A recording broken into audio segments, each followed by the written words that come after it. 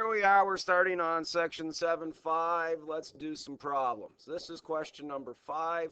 Both of the whole fraction is under the radical, so I'm going to split it into the square root of 4 over the square root of x.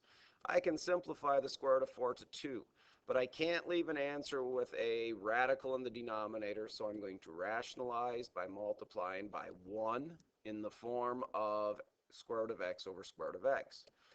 On the top, I get 2 square roots of x. Square root of x times the square root of x is the square root of x squared. Square root of x squared is x. For number 7, I have 4 over the cube root of 3. We can't have a radical in the bottom, so I have to multiply by something that's a cube root. They have to have the same root number, or we can't multiply them together, but we need something that's a perfect cube. So this one has a 3, so I'm going to multiply.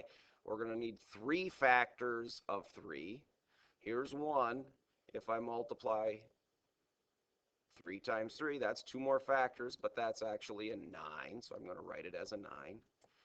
Cube root of 9.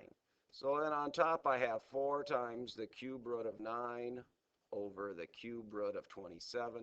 We can simplify the cube root of 27 to 3. For number 8, we have same kind of question. You know, in this one, 9 is the same as 3 times 3, so we have 2 factors of 3. We need 3 factors of 3, so I'm going to multiply by the cube root of 3. On the top, we just write 6 cube roots of 3. On the bottom, if we have 1, 2, 3 factors of 3, cube rooted, we get 3. Cube root of 27, which is 3. You notice that when we get it simplified, we have 6 over 3. We can simplify. If you can simplify, do simplify. 6 divided by 3 is 2.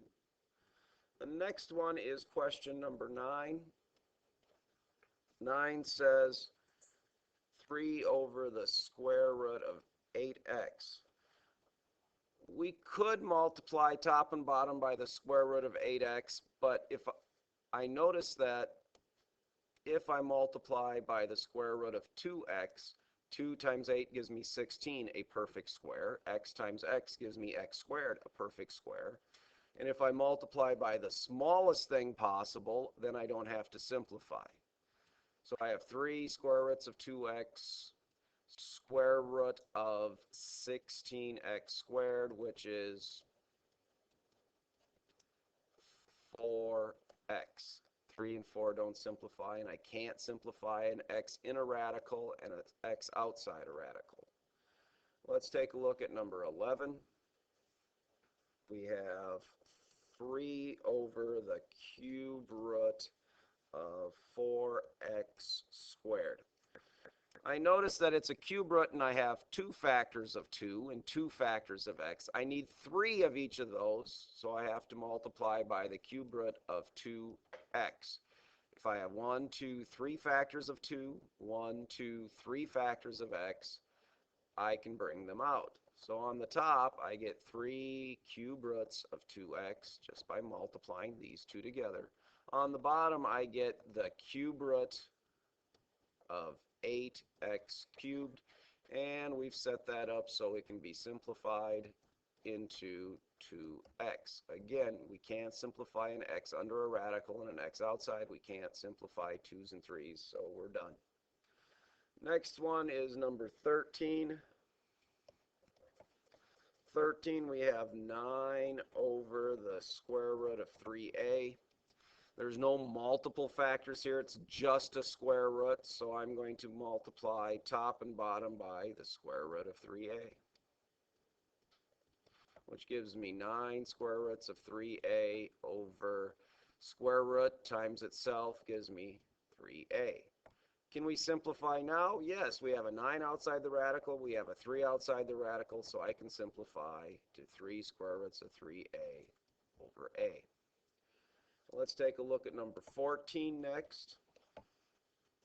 It says x over the square root of 5. We have a prime number under a radical, so we just multiply by that. X square root of 5 over 5. Number 15. We have 3 cube roots of 2. We have one factor of 2. We need 3 factors of 2. So if we have 1, we need 3. I'm going to multiply by 4, which is 2 factors of 2. 2 times 2. On the top, I have 3 cube roots of 4 over the cube root of 8. Cube root of 8 is, of course, 2. And I can't simplify a 4 under a radical with a 2 outside the radical because one's under and one's not. Good luck.